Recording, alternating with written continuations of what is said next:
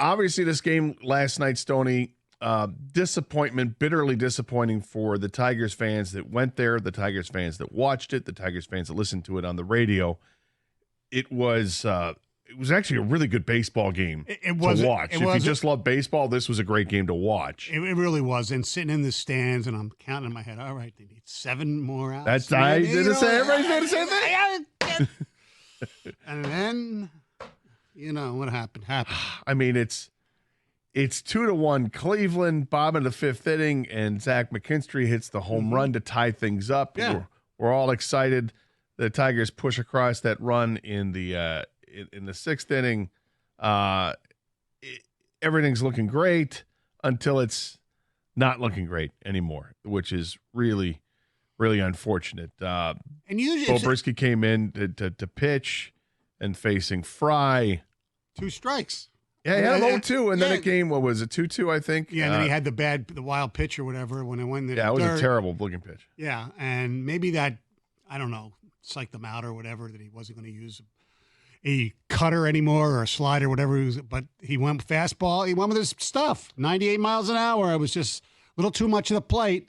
And Fry, if you remember, early in the season, there was a game in Cleveland on an afternoon where the Tigers were leading 4-3, and the Tigers it was early enough in the season. I think I actually can give you the exact date. Maybe I can't. Anyway, where the Tigers were winning 4-3, and in the bottom of the 9th, Fry hit a home run off Chafin to tie the game, and then the Guardians won in extra innings. Fry's been a very good player for Cleveland when he's able to play, and, I mean, give credit to the manager vote for working it the way he did. Yes. Saving him as a pinch hitter, comes in, Bobrisky, and like you mentioned, it was 98-mile-an-hour fastball. The bottom part of the strike zone. It was a good pitch. Not a great pitch, but it was a good pitch. It was a great swing. Yes. And Fry made it pay for it. It was a no-doubter, 382 feet over the wall in left field, and that gave him the lead. But it didn't end things. The Tigers did have their opportunities. Unfortunately, Cleveland tacks on another run there in the 9th inning. Fry again, great squeeze. Yeah, it was a great squeeze. And, wishing that didn't happen the way that happened, but it did.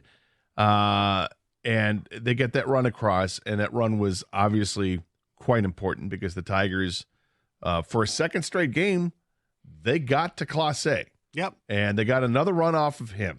So maybe one of the positives, if we're looking for anything positive come out of this game, and I've got a few of them, but maybe the biggest positive is that the number one weapon that Cleveland has on their team, which is their closer, he's been, I don't want to say neutralized because he ends up getting the save. Just showed last night. Showed a little bit of vulnerability. Again. But it's 2 straight outings. He's come in there, and Tigers are like, okay, you're here. We're all right. He doesn't give up hits. And he gave up the double to Malloy, and he ends up coming around and scoring. So he's not invincible. He's not Mariano Rivera. He's very good, but the Tigers have made him look average, which is fun.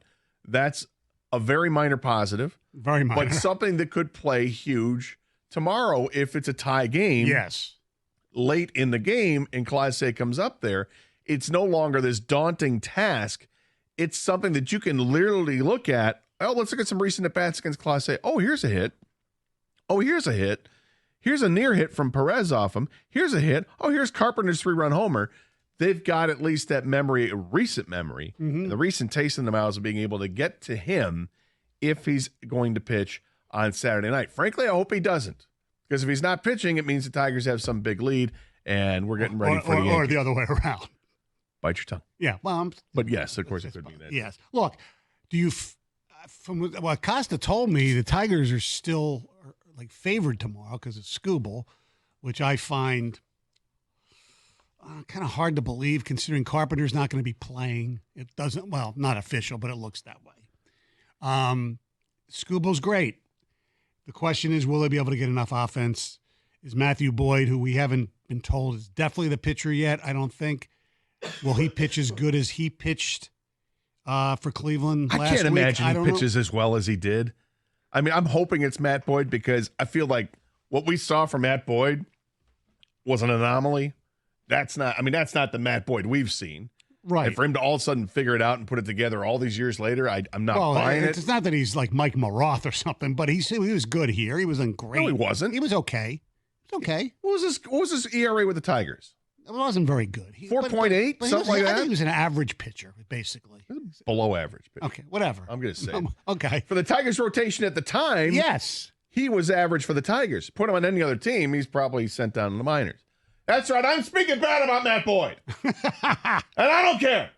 Because I'm upset. You're disappointed with what happened last night. So am I. And, we always, like to play the blame game, especially in baseball. Why didn't AJ do this? Why didn't AJ do this? Why didn't they do this? There really wasn't that much where you can sit there and say, God, they should have done this. They should have done that.